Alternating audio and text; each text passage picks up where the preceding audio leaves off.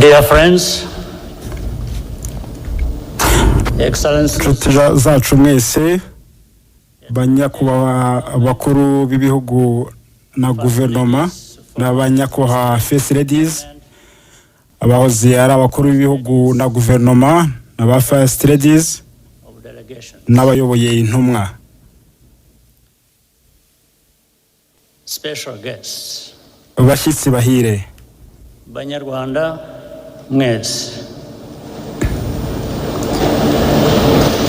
Abanyarwanda ndi busabe ko munyihanganira nkakomeza iri jambo mu rurimi abashyitsi bacu bari bushobore kumva neza.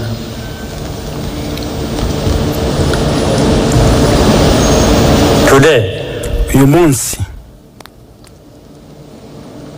our hearts are filled, imitima yacu yuzuye agahinda and gratitude ariko no gushima in equal measure.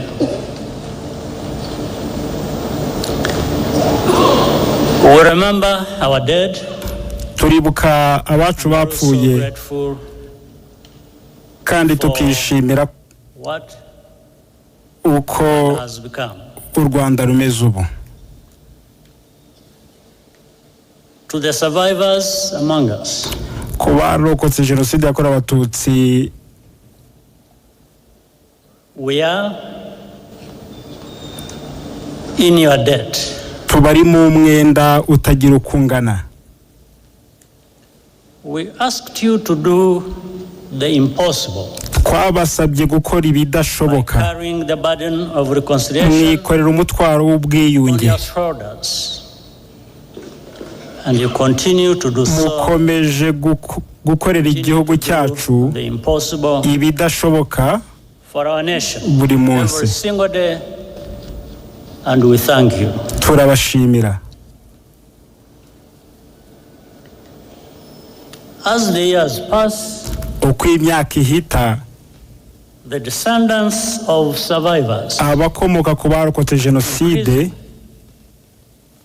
struggle, bakomeje guhangana, quiet loneliness akenshi bonyine, of longing for relatives no gushaka ababo they never met batigeze babona or cyangwa never even got the chance. batigeze bagira amahirwe yo kuvuka. Today, uyu munsi we are thinking of you as well. namwe tubafite ku mutima. Our tears flow inward, amarira yacu atemba ajya mu nda, but we carry on as a family. ariko turakomeza nk'umuryango. Countless Rwandans also resisted abanyarwanda batagira ingano to genocide. banze kwifatanya n'abicanyi. Some bamwe paid the ultimate price, kubera ubutwari that courage, and we honor. batanze ubuzima bwabo, turabibuka. Our journey has been long and tough. urugendo rwacu rwabaye rurerure kandi rukomeye. Rwanda was completely humbled by the magnitude uburemere n'ubukana byabo twatakaje, and the lessons we learned byatwigishije in blood. guca bugufi, kandi ayo masomo yanditse ibidasiba mu maraso. Of our country, ariko intambwe nziza igihugu cyacu cyateye and it is a result of the choices we made. igaragarira buri wese, kandi bituruka mu mahitamo twakoze twese hamwe Our nation. kuzura igihugu cyacu. The foundation of everything is unity. umusingi wa byose ni ubumwe. That was the first choice. icyo nicyo cya mbere twahisemo, In the idea kwemera igitekerezo reunited cy'u Rwanda rwasubiranye ubumwe live accordingly. no kubaho muri ubwo buryo. The second choice amahitamo ya kabiri was to reverse the arrow of yari uguhindura icyerekezo cyo kubaza ibitureba twese beyond our borders. cyarebaga hanze y'igihugu. Now we are accountable to each other. Twese dushinzwe ibitureba twese. Most importantly, icy'ingenzi we chose to think beyond the twahisemo gutekereza birenze ibyago twagize, become a people with a future. tukaba abantu bafite ejo hazaza. Today, uyu munsi we also feel a particular gratitude turashimira by'umwihariko to all the friends and representatives inshuti zacu here with us n'aba bahagarariye bari hamwe natwe hano baturutse impande zose z'isi. We are deeply honored by your presence. Turabashimira cyane kuba muri hamwe natwe us on this very heavy day. kuri uyu munsi uremereye.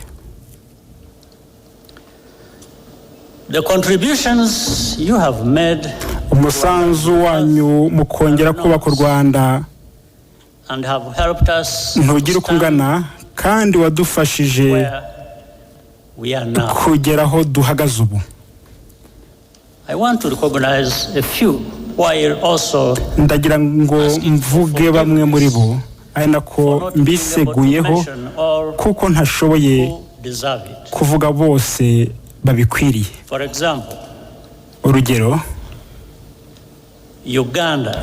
Uganda which carried the burden of Rwanda's internal yikoreye umutwaro w'ibibazo by'u Rwanda imyaka myinshi and was even blamed for that. ndetse bakanaregwa kubitera. The leadership and the people of Ethiopia ubuyobozi bwa Eritrea na Ethiopia bwadufashije mu gutangira kwiyubaka icyo gihe. In fact, Prime Minister Abiy Ahmed, Minisitiri w'intebe wa Ethiopia Abiy Ahmed, who is here, yari hano, even served as a young peacekeeper akiri umusore mu butumwa bw'amahoro jenoside ikirangira. There is Kenya, hari Kenya, Burundi, the Democratic Republic of Congo na Repubulika ya Demokarasi ya Kongo hosted large members bacumbikiye impunzi z'abanyarwanda benshi of Rwandan refugees and gave them a home. babaha aho bitaga iwabo. Tanzania nayo and also played a unique role yarabikoze, bongeraho n'umwihariko mu bihe by'ingenzi harimo no kwakira imishyikirano y'amahoro ya Arusha. And here ahangaha ndagira ngo mvuge by'umwihariko nyakwigendera Perezida Julius Nyerere nk'uwubatse uwo musingi. The Republic of Congo, Repubulika ya Kongo has been a productive partner yatubaye hafi mu kongera kubaka igihugu n'ibindi. Many of the countries represented here today also sent ntitwakwibagirwa n'ibindi bihugu bihagarariwe hano batanze abana babo mu butumwa bwo kubungabunga amahoro mu Rwanda. Those soldiers abo basirikare ntabwo batereranye u Rwanda. It was the international community n'umuryango mpuzamahanga wadutereranye, whether yaba from contempt ari ukubera ubugwari cyangwa agasuzuguro. Among those here with us today, mubaraha uyu munsi the widow ndashimira madamu of the late captain umukobwa wa Captain Mbaye Dianye of Senegal, wo muri Senegal, who died a hero waguye nk'intwari as he rescued many Rwandans akiza abanyarwanda. from death. At the United Nations Security Council in 1994, mu kanama k'umutekano k'umuryango w'abibumbye mu 1994, came from abahagarariye Nigeria, Nigeria, the Czech Republic, Repubulika ya Czech, and even as far away as ndetse no hirya kure their ambassadors nka New Zealand bahagaze ku Kuri. to call Abari bahagarariye ibyo bihugu bagize ubutwari bwo kwita jenoside icyo ari cyo, and resist political pressure banga igitutu cya politiki from more powerful countries to hide cyo guhisha ukuri ibihugu bikomeye byabashyiragaho. Ambassador Ibrahim Gambari Ambasaderi Ibrahim Gambari wa Nigeria and Czech Ambassador Karol Kovanda, na Ambasaderi Karol Kovanda wa Repubulika ya Czech and we applaud you. bari hano uyu munsi hamwe natwe, turabashimira cyane. Even in countries where government policy no mu was bihugu aho politiki ya leta yari ku ruhande ruhabanye n'amateka, both during the genocide and even after, muri jenoside ndetse na nyuma yayo, there were always individuals who hari abantu bahagaze ku kuri for their honesty and humanity. no ku bumuntu. We shall always be grateful. Tuzabashimira iteka ryose. We also appreciate turashimira kandi ubufatanye bufatika twahawe n'abafatanyabikorwa mu myaka 30 ishize mu Burayi, Amerika, Aziya n'imiryango myinshi mpuzamahanga n'abagiraneza. A notable example of solidarity came to us. Urugero rw'ubufatanye rugaragara rwavuye muri Afurika y'Epfo, one among many. rumwe muri nyinshi. Indeed, the entire arc ndetse wavuga ko of our continent's hopes icyizere and agonies n'akababaro in those few months of 19 by'umugabane wacu byagaragaraga muri ayo mezi make yo mu 1994, ubwo Afurika y'Epfo yahagarikaga ivangura bwoko na Nelson Mandela gatorwa nka perezida. Mu Rwanda harimo gukorwa jenoside ya nyuma y'ikinyejana cya 20. Afurika y'Epfo nshya yishyuriye abaganga bo muri Cuba baje kudufasha kubaka inzego z'ubuzima zari zarasenyutse, inafungura imiryango ya kaminuza zabo, abanyeshuri b'Abanyarwanda biga batanga amafaranga nk'abene igihugu. Mu magana y'abanyeshuri bagize amahirwe yo kwigira ku buntu bwa Afurika y'Epfo, bamwe bari imfubyi barokotse jenoside, abana babayikoze, ndetse hana batakiri n'abatari kimwe muri ibyo. Benshi muri bo n'abayobozi mu nzego zitandukanye mu gihugu cyacu. They live a completely new life. Uyu munsi ubuzima bwabo bwarahindutse. What lessons have really been learned about? Na yahe masomo twize kuri kamere ya jenoside n'agaciro k'ubuzima? I want to share a personal story. Ndagira ngo mbabwire inkuru ntaragira uwo nyibwira.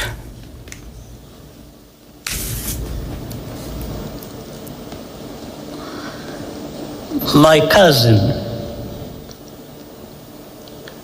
in fact, a sister, Florence, mushiki wanjye wo kwa data wacu Florence, worked for the United Nations Development Program in Rwanda for more than 15 years. yamaze imyaka irenga 15 akorera UNDP After the mu Rwanda. genocide started, jenoside imaze gutangira yaheze mu nzu ye hafi y'ikigo cya gisirikare cya Kigali hamwe n'umwisengeneza we n'abandi bana n'abaturanyi bose bagera kuri 12. The telephone in Francis' house telefone yo mu nzu ye still worked, and I called her several times namuhamagaraga kenshi kuri satellite telefone yanjye. Each time we spoke, uko twavuganaga she was more desperate. niko yarushagaho kwiheba. But our forces ariko ingabo zacu could not reach the area. ntabwo zashoboraga kugera muri ako gace. When the command of the UN peacekeeping mission, ubwo komando y'ingabo za Loni zo kubungabunga amahoro, where I was in Mulindi, General Dallaire yaje kundeba ku Mulindi, I asked him to rescue. namusabye gutabara Florence. He said he would try. yambwiye ko azagerageza. The last time I talked to her, inshuro ya nyuma navuganye nawe, I asked her if anyone had come namubajije niba hari umuntu wamugezeho, and started crying. yambwiye ko ntawe, atangira kurira. Then she said, hanyuma arambwira ati, Paul, you should stop trying to save us. reka gukomeza gushaka kudukiza. We don't want to live nta nubwo tugishaka kubaho.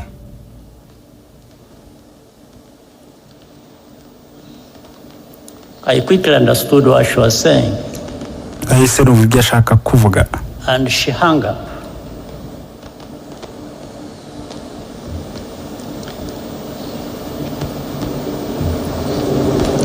At that time, icyo gihe I had a very strong heart, nari mfite umutima ukomeye, but it weakened a bit ariko byanciye intege because I gake understood kuko numvise what she was trying to tell me. icyo yageragezaga kumbwira.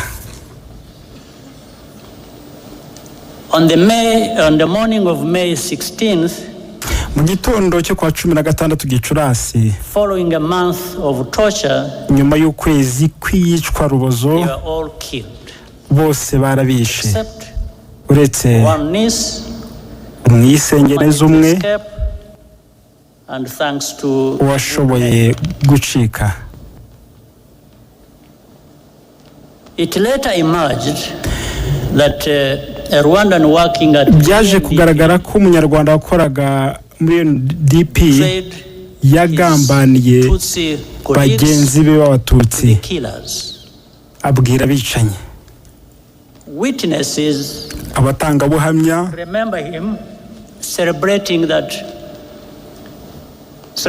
Florence's murder the night after the attack. bibuka ko ijoro ryakurikiye icyo gitero yishimiye ko France yishwe. yakomeje imirimo ye muri UN imyaka myinshi, nubwo ibimenyetso bimushinja byagaragaye. arakidegembya, bakaba mu Bufaransa.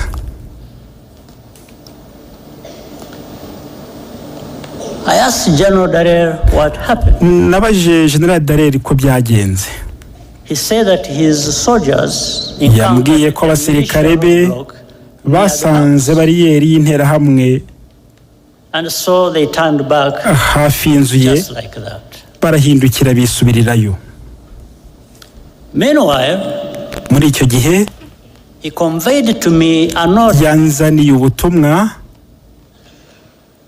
from the United States ambassador bw'ambasaderi w'Amerika to protect diplomats and foreign teka ko tugomba kurinda aba badiplomate n'abasivile b'abanyamahanga by road to Burundi bahungaga bajya i Burundi from attack by the militias. banyuze mu nzira y'umuhanda ngo baticwa n'interahamwe. Things happened same time.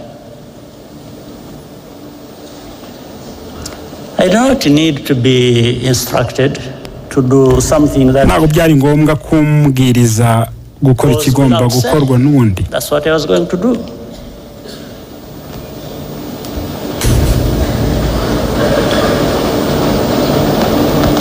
But the militias ran away, or rather peacekeepers ran away from militias, were manning a roadblock.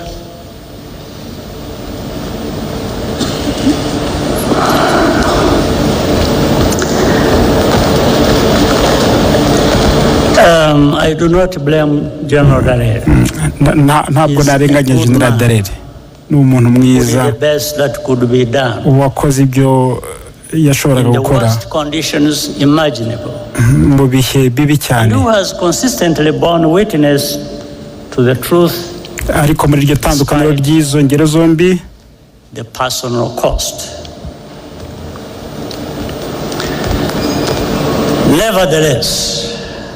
nabonye agaciro guhabwa ubuzima bw'abantu batandukanye. The two cases, I took note of the value that is attached to different shades of life. In 1994, mu gihumbi kimwe cyenda mirongo icyenda na kane, all Tutsi were supposed to be completely exterminated. Abatutsi bose bagombaga kwicwa bagatsembwa bakarangira. The killings that had forced me and hundreds of thousands of others into exile 3 decades before had not been sufficiently thorough. Kuko ngo ubwicanyi bwabaye imyaka 30 mbere ya jenoside bwatumye ingena magana y'ibihumbi by'abandi tuba impunzi butakoze uko byari bikwiye. Niyo mpamvu ni impinja zishwe ngo batazakura bakaba ingabo. Rwandans will never Abanyarwanda ntabwo bazigera bumva impamvu igihugu icyo ari cyo cyose about who was targeted in the genocide. Cyakomeza kwanga kumva nkana abo jenoside yari yibasiye. Such ambiguity, mu by'ukuri uko kudasobanura neza, a form of denial, nabyo ni uburyo bwo guhakana jenoside in and of itself. Kikaba ubwacyo ari icyaha will always u Rwanda ruzahora ruhanganye nacyo. When the genocidal forces fled to Zaire, now bw'ingabo z'abajenosideri zihungiye muri Zaire witwa Repubulika ya Demokarasi ya Kongo muri Nyakanga 1994, bafashijwe n'amahanga yarabashyigikiye barahiye ko bazagaruka kurangiza jenoside. Bagabye ibitero by'iterabwoba mu Rwanda mu myaka 5 yakurikiye, bibasira abarokotse jenoside n'abandi banyarwanda banze guhungana nabo, bitwara ubuzima bw'ibihumbi by'abantu. The remnants of those forces are still in Eastern, bamwe muri abo barwanyi b'iterabwoba baracyari mu burasirazuba bwa where they Kongo enjoy state support aho bashyigikiwe na leta, in full view of the United Nations ingabo peacekeepers, za Loni zo kurinda amahoro zibireba. their objectives have Intego not zabo changed. ntabwo zahindutse, And the only reason this group kandi impamvu aka gatsiko today known as FDLR ubu kitwa FDL has not been disbanded kataraseswa is because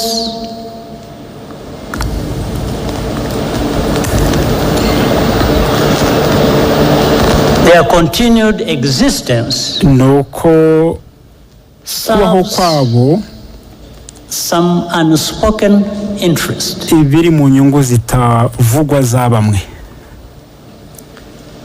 As a result, hundreds of Ikivamo thousands of Congolese nuko Tutsi amagana y'ibihumbi by'impunzi z'abanyekongo b'abatutsi live here in our country, in baba hano mu Rwanda and beyond, no mu bindi bihugu completely forgotten, and bibagiranye, no program of action hakaba nta gahunda for their safe return. ihari yo kubacyura mu mahoro. Have we really learned? Se hari amasomo twize koko?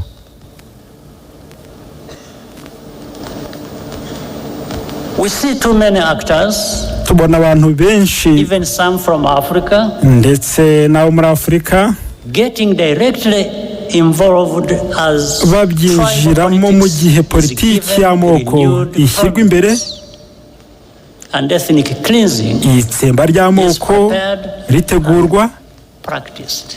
rikanashyirwa mu bikorwa. What has happened to us? Ni iki cyatubayeho? Is this the Africa we want to live in? Iyi niyo Afurika dushaka kubamo? Is this the kind of world we want? Iyi niyo si twifuza? Rwanda's tragedy is a warning. Icyo tuvuga The tubaburira process of division and extremism nuko inzira y'ubutagondwa n'amacakubiri iganisha kuri can jenoside happen anywhere ishobora kuba ahariho hose left unchecked.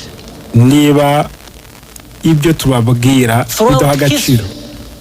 Mu mateka Survivors of mass atrocities are always abarokotse amarorerwa n'ubwicanyi bikabije quiet to censor themselves bahora batezweho guceceka, or else be erased and even blamed gucunga ibyo bavuga, for their own misfortune. bitabaye ibyo bagasibanganywa ndetse bakaregwa kwikururira ibyago Is bibabaho. living evidence of Ubuhamya complicity, bwabo ni ikimenyetso cy'ubufatanyacyaha and it unsettles the fictions kandi bunyomoza ibyo bahimba enablers bibwira ko and bituma umutimanama w'abatuma bibaho n'abarebera utekanye. the more Rwanda takes full responsibility for its own uko abanyarwanda bafata inshingano zo kurinda umutekano n'agaciro byabo, the more intensely niko kurwanya the established truth ukuri about the kwa genocide is jenoside questioned and no revised. kuyihakana nabyo byiyongera. Over time, Uko igihe gihita in the media controlled mu by the bitangazamakuru powerful in the bifitwe world, n'abakomeye muri iyi si, in this world, victims are rebranded as villains, abahohotewe bagahindurwa abagome, and even this very moment ndetse no muri uyu mwanya wo is kwibuka derided as a mere political. ntibawuha agaciro ahubwo bakavuga ko ari amayeri ya politiki gusa. It is not. Ntabwo ari byo, It never has been.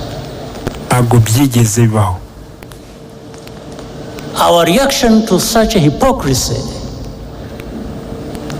kuri twe ni ukuyobya uburari kandi si ibyo kwihanganirwa.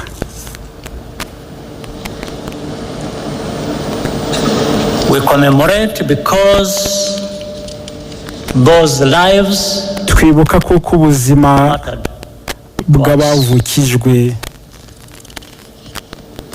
bufite agaciro kandi koko ejo hazaza hafite agaciro kurushaho. Abanyarwanda ntabwo bashobora kutita ku mpamvu nyamukuru zateye jenoside. Tuzahora tubyitaho cyane nubwo twaba turi twenyine.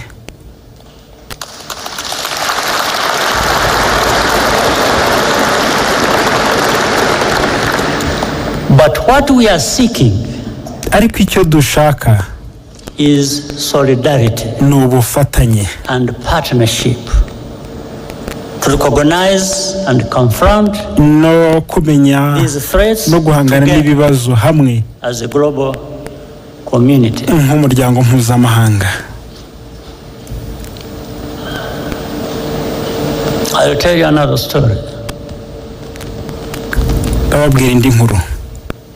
One night, ijoro rimwe, in the later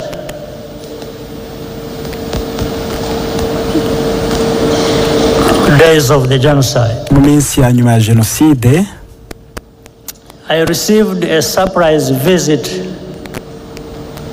past midnight from General Dallaire. Komanda w'ingabo za Loni General Dallaire yarantunguye ansura saa sita z'ijoro. Yanzaniye ubutumwa bwanditse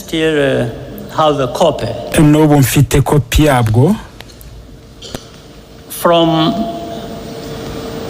the French general commanding the force that France had buvuye ku mujenerali w'umufaransa uyoboraga ingabo zabo zari zimaze kugera mu burengerazuba bw'u Rwanda. Operation to cause.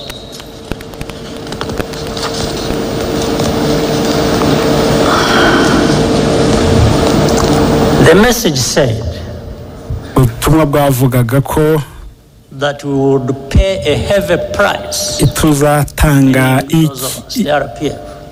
igiciro kinini ingabo zacu if our forces dared to try to capture the town. Nizigerageza gufata umujyi wa Butare mu majyepfo. So and General Dallaire gave me additional advice. And General Dallaire in fact he said that the French had yambwiye ko Abafaransa bafite za kajugujugu z'intambara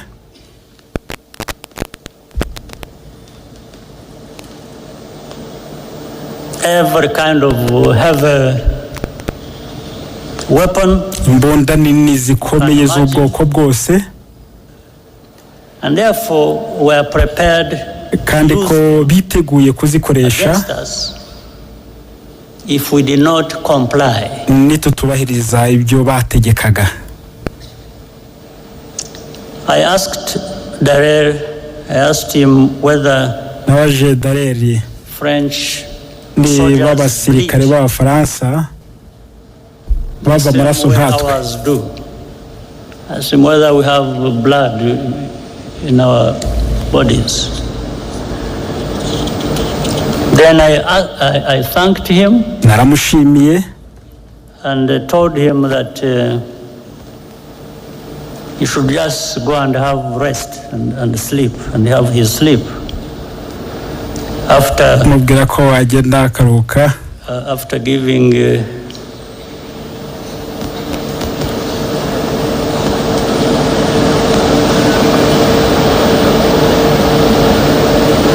after informing the French that our response akabwira Abafaransa ko igisubizo would follow cyacu kizakurikira. And it did.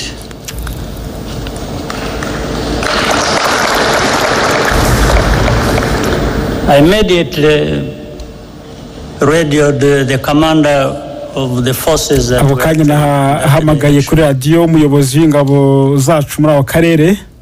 That area is called Fred Ibingira. Fred Ibingira.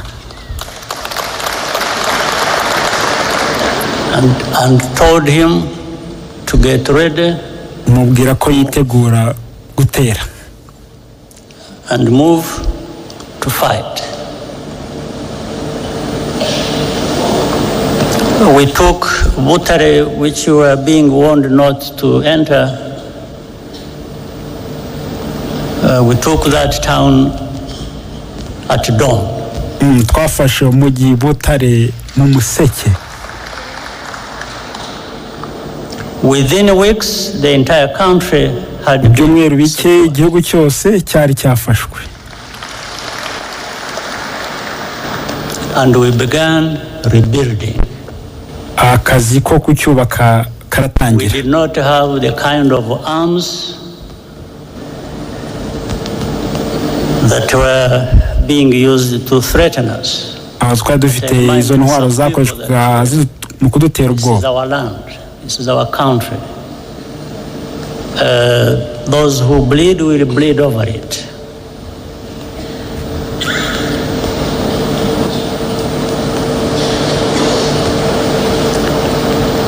We had lost all fear. Each challenge or indignity just made us buri kibazo cyangwa gasuzuguro byaduhaga izindi mbaraga. After the genocide, nyuma ya jenoside, we faced the puzzle of how to prevent it from recurring. Twagize ikibazo cy'uko twakumira jenoside ntizongere kuba. There were 3 broad lessons we learned as a result of our experience. Hari amasomo 3 twize bivuye mu byo twanyuzemo. Irya mbere, only we as Rwandans nk'Abanyarwanda and Africans n'Abanyafurika can give full value to our lives. Ni twebwe ubwacu twaha ubuzima bwacu agaciro bukwiye. We cannot ask others n'ubundi ntabwo twasaba abandi African lives guha ubuzima bw'Abanyafurika agaciro more highly than we ourselves do. Karuta ako tubuha ubwacu. That is the root of our duty to preserve memory. Iryo ni ryo shingiro ryo kwibuka and tell our history no kuvuga amateka yacu as we lead it. Uko twayabayemo.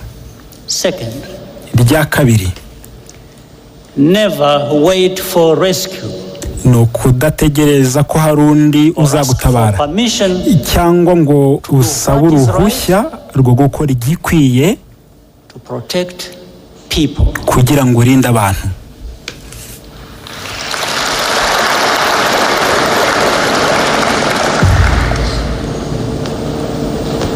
And that's why some people must be joking when they threaten us with all kinds of things and they don't know what they are talking about.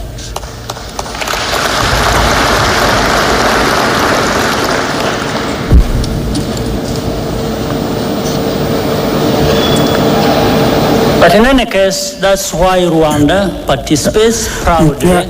Ariko niyo mpamvu Rwanda rwitabira ubutumwa bwo kubungabunga amahoro aho bikenewe. Assistance to African brothers and sisters no gufatanya n'ibindi bihugu mu buryo bw'amasezerano iyo tubisabwe. Irya gatatu,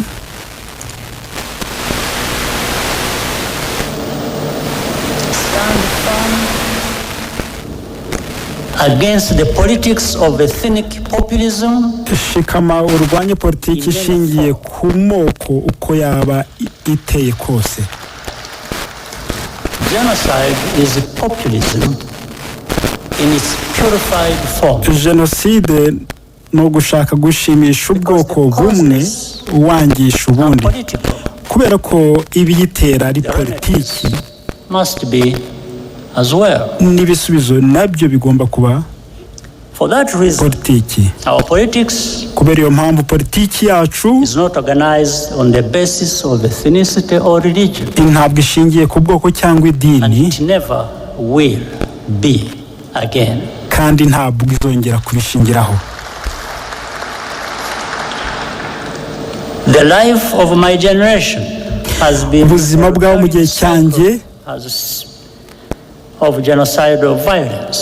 habayemo isubiramwo ry'ubwicanyi bwa jenoside Intervals buri myaka 30 from the early uhereye 1960 to 1994 mu 1994 to the signs we see kugeza ku bimenyetso tubona muri aka karere ubu ngubu muri 2024.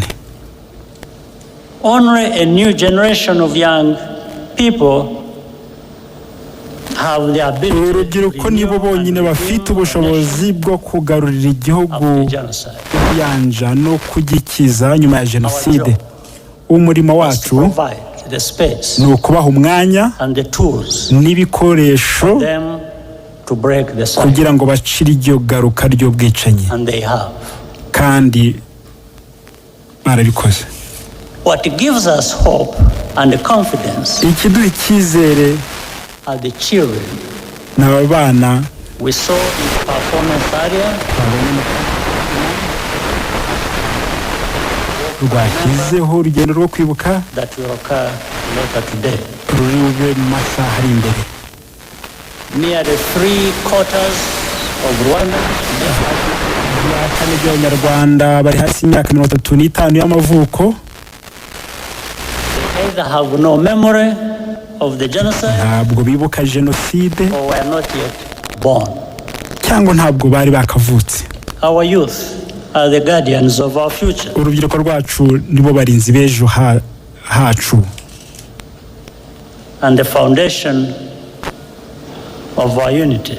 n'umusingi w'ubumwe bwacu. With a mindset that is totally different bafite imyumvire itandukanye the generation before. n'ibisekuru byababanjirije. Today, uyu munsi it is all Rwandans who have conquered fear. n'abanyarwanda bose batsinze ubwoba. Nothing can be worse than what we have already. nta cyaba kibi kuruta ibyo twanyuzemo. This is a nation iki ni igihugu million people cy'abantu miliyoni 14 who are ready biteguye confront any attempt guhangana n'icyari cyo cyose backwards. cyashaka kudusubiza inyuma.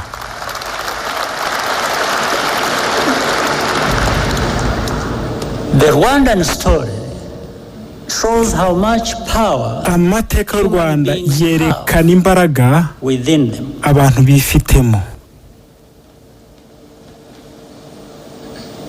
Whatever power you do have, imbaraga ufite izo arizo zose use it ukwiye kuzikoresha kuvuga ukuri and do what is right. no gukora ibikwiye. During the genocide, people were sometimes muri jenoside abantu rimwe na rimwe bahabwaga uburyo for a less bwo guhitamo kwishyura ngo bapfe. There is another story batababaye cyane. Hari inkuru I learned about numvise icyo gihe it always sticks in my mind yangumye mu mutwe about a woman at a roadblock iyo mugore kuri bariyeri in her final moments. mbere yuko yicwa. She left us a lesson that even yadusigiye isomo buri nyafurika should live by. akwiye kugenderaho mu buzima bwe. African should live by this lesson. When asked by the killers how she wanted to die, abicanyi bamubajije uko yifuzaga gupfa, she looked them in the eye yabarebye mu maso and spit in their face. nuko arabacira. Today, uyu munsi because of the accident of survival, kubera ko twagize amahirwe yo kubaho, our only choice is what life we want. amahitamo dufite ni ugushaka ubuzima twifuza.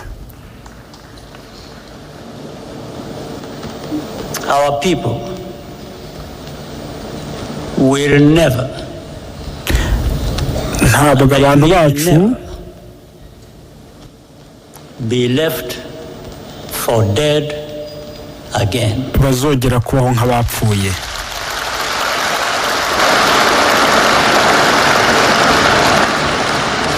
I thank you. murakoze.